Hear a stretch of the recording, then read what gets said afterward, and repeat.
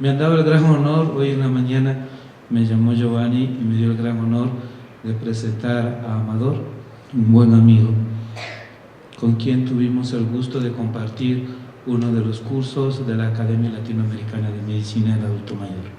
La intención es compartir con ustedes el día de hoy aspectos en relación pues al diagnóstico y tratamiento de la enfermedad de Alzheimer, que bueno, pues es lo que nos une. Anteriormente hablábamos del Día Mundial del Alzheimer, desde el año pasado se habla del Mes Mundial del Alzheimer, ¿no? Entonces, pues el impacto que está teniendo esto en el mundo es muy importante. Ya hablábamos 36 millones y lo que está proyectado para el año 2050 son 115 millones de personas con demencia. Esta situación pues hace un aspecto fundamental en cuanto a los costos, y ese es el impacto que sobre todo en países de primer mundo pues nos lleva a que se tenga que replantear las estrategias de atención de la gente. Entonces se hablaba que para el 2010 los costos que generó la demencia eran 604 billones de dólares, ¿verdad?, por la atención de la demencia. Y esto, si lo comparamos con algunos países, pues se encuentra arriba de Indonesia, de obviamente Bélgica, Suecia. Entonces, esta es una situación impresionante del alto costo que tiene esta enfermedad y que va a ir increciendo. Alzheimer Disease International es la institución que está liderando precisamente estos estudios, tratando de demostrar al mundo, y junto con la Organización Mundial de la Salud están trabajando con los diferentes gobiernos para que esto sea una prioridad de salud pública, y donde precisamente los países volteen a esta situación y con todo el crecimiento que tenemos del adulto mayor lo vean ya como una prioridad. Asimismo, en este reporte que ellos tienen, hablan que el número de casos de la demencia anualmente es cerca de 7.7 millones. En nuestro país, en México, les comparto, tenemos muchas cosas en común y afortunadamente empezamos a tener ya números sobre esta situación. Y entonces, en 2012 hablamos de 10 millones de los 112 que son adultos mayores. Entonces hablamos del 9%, y que bueno, pues esto va a ir incrementándose a 34 millones arriba de los 60 años para el 2050, que obviamente esto llevará a una alta problemática de salud. Y otra de las cosas importantes en las siguientes barras es que aquellas personas que no tienen educación tienen un mayor riesgo de desarrollar el deterioro cognitivo. Así vemos que aquellos que tienen entre 7 y 9 años, pues obviamente les va mejor que aquellos que tuvieron pues menos de 6 o que no tuvieron educación. Y por otro lado, que es más prevalente el problema, que a veces se piensa que en el campo les va mejor, pues no, hay mayor demencia en el área rural que en el área urbana. Estos son los números que se reportaban el año pasado, y esta es la tendencia que se irá teniendo en relación al desarrollo de demencia en los siguientes años. Hemos hablado un poquito de la prioridad de salud, la teoría más aceptada como origen de este problema, pero ahora cuestionada, viene siendo en relación al beta-amiloide. Comentaremos algunos aspectos, y los avances han sido significativos, y ahora se cambia precisamente este enfoque, y la tendencia es hacer un diagnóstico y un tratamiento mucho más temprano. Y al final comentaré algunas novedades que surgieron en el último congreso que tuvimos en Boston hace un mes aproximadamente. Vemos aquí en estos números cómo los diferentes autores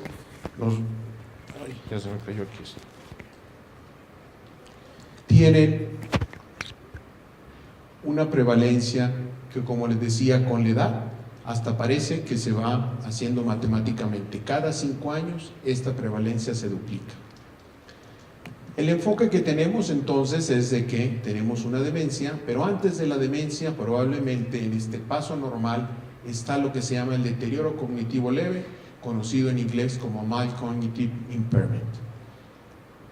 Ese es donde se está enfocando precisamente los países del primer mundo para hablar de un diagnóstico.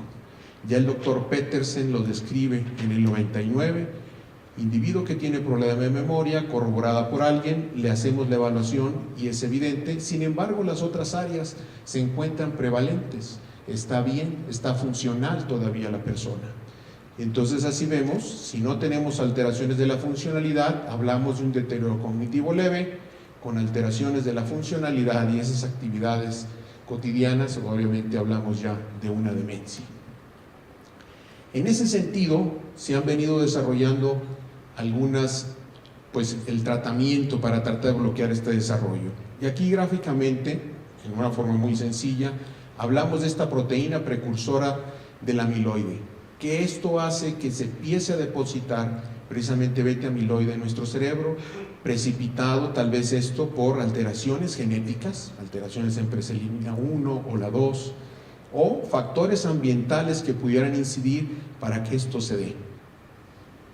Entonces empezamos a tener nosotros beta-amiloide a los 40, a los 50 años, y esto va haciendo que haya un proceso de activación de la microglía, donde hay un proceso inflamatorio, se van haciendo los ovillos neurofibrilares, vamos teniendo pérdida precisamente de los neurotransmisores, cambios neuroquímicos, y se va manifestando la demencia. Han pasado 15, 20 años, no nos hemos dado cuenta cuando este proceso ya se inició. Estos son los cambios que ya veíamos. Y precisamente toda esta situación y estos avances nos llevan a que se quiera modificar la forma diagnóstica. Entonces, si nosotros estamos llegando aquí a diagnosticar la demencia, donde tenemos alteraciones de la funcionalidad del individuo y tenemos alteraciones cognitivas, ya se empezaron a dar otros datos en el deterioro cognitivo tardío, deterioro cognitivo leve en etapa temprana y la etapa presintomática.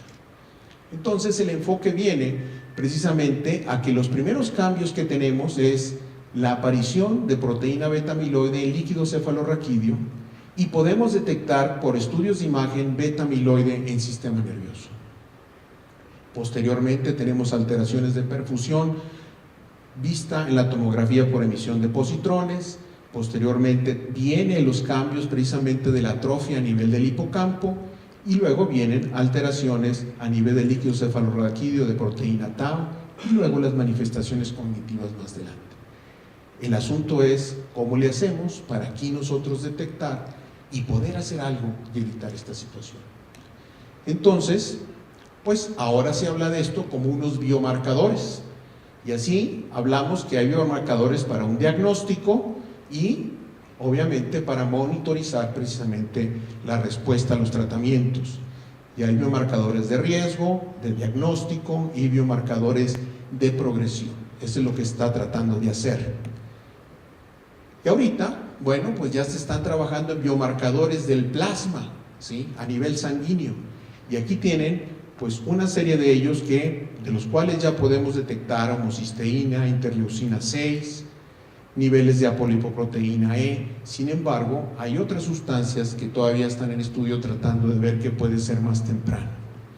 Los biomarcadores de neuroimagen son de las cosas que más se han ido avanzando, y tenemos estará la tomografía por emisión de fotón único, la emisión de positrones que ya hay, resonancia funcional y tomografía de emisión de positrones ligandos. Y así vemos el individuo que no tiene problema, al menos presente, tenemos beta-amiloide negativo, el PET, ¿verdad?, no tiene alteraciones de perfusión y el hipocampo está bien. Pasa el tiempo y aquí estamos hablando del 0 y menos 10 años y tal vez menos 20 años, y donde podemos tener precisamente a esos 10 años antes pues alteraciones en el beta-amiloide, ¿sí?, a nivel de líquido cefalorraquídeo. El PET pudiera no tener trastornos de la perfusión y el hipocampo todavía no se va atrofiando. Va pasando el tiempo y entonces obviamente ya cuando pudiéramos tener algunos datos de la memoria, entonces empezamos a tener ciertos cambios ya a nivel de otro biomarcador como es el PET. Y obviamente cuando los síntomas son más evidentes, pues ya hay atrofia del hipocampo y pues nuestros biomarcadores positivos. Entonces, eso sería la evolución que está tratando precisamente de tener. Tenemos, bueno, estos cambios donde hablan que las proteínas beta-amiloide están tratando de correlacionar precisamente con la neuropatología para la detección de estas placas neuríticas y que por medio de estudios no invasivos pudiéramos detectarla. Estos biomarcadores son probablemente los que más se han estado estudiando, donde tenemos la beta-42, la tau total y la tau fosfolipasa precisamente en líquido cefalorraquídeo.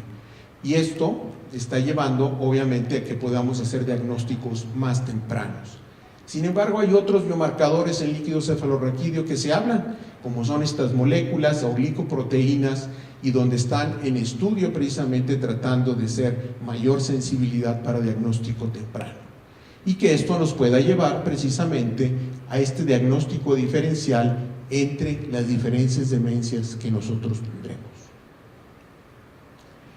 Entonces, biomarcadores de la enfermedad de Alzheimer, hablamos que en deterioro cognitivo leve encontrar niveles elevados de tau total o de la tau fosfolipasa en este líquido cefalorraquídeo es muy sensible para diferenciar entre deterioro cognitivo leve que va a desarrollar Alzheimer de los que permanecerán estables.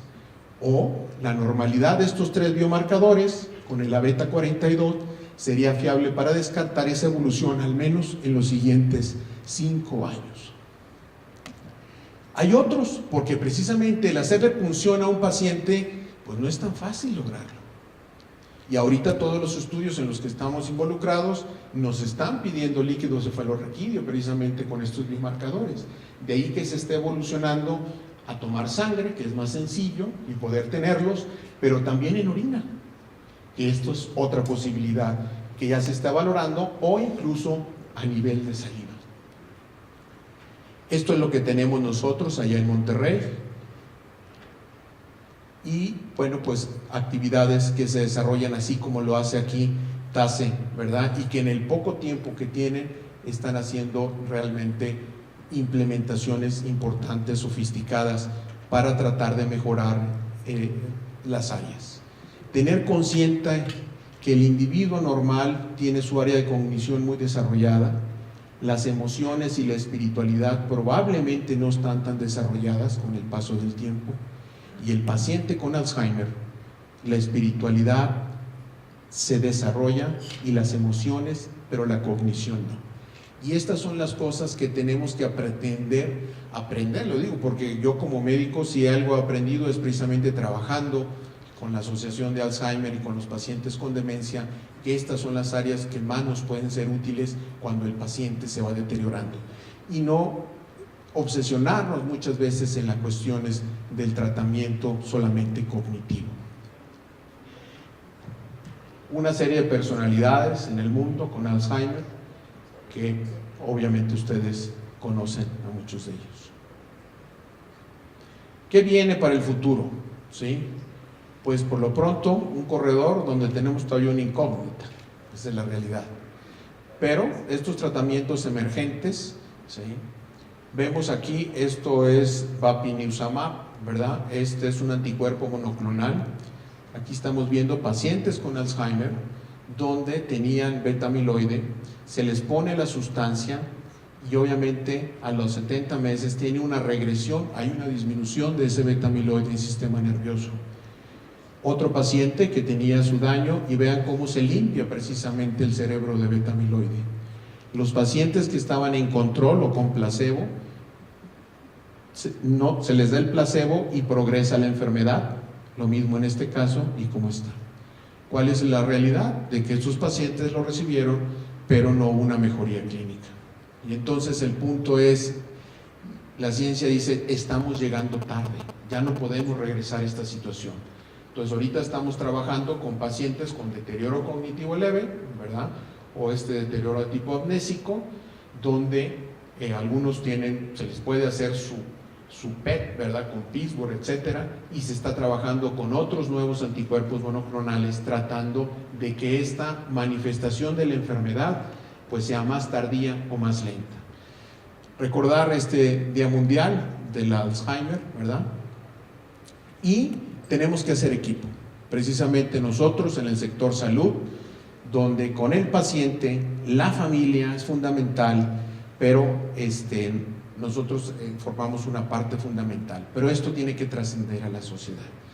Y nosotros obviamente tenemos que trabajar con equipo, con otras gentes que nos ayuden a mejorar esta carga que se está teniendo. En conclusión, en corto plazo, ¿qué veremos? Un diagnóstico más precoz, un mayor uso de biomarcadores, algunas nuevas terapias, la enfermedad de Alzheimer, la patología en individuos sanos, ¿verdad? Y estaremos trabajando en estrategias de prevención con diagnóstico de marcadores de terapias y obviamente esperemos que haya buenos resultados. En México, ¿verdad? Ya lo que se está trabajando un plan nacional sobre la demencia, precisamente, donde todo mundo pueda acceder para trabajar sobre promoción de la salud, mejorar la atención en esta población vulnerable, que puedan tener pues acceso a servicios de calidad. Y esperamos el año que entra, bueno, ya hacerlo una situación real y pues probablemente seamos de los primeros en Latinoamérica en ese sentido, y hay mucho entusiasmo, se está trabajando gracias a Dios con el Instituto de Geriatría, el Instituto de Neurología, entonces eso ha logrado que sumemos precisamente fuerzas. Quiero agradecer nuevamente precisamente pues a TASE la labor que están haciendo, porque realmente pues dignifica al adulto mayor por un lado y lo están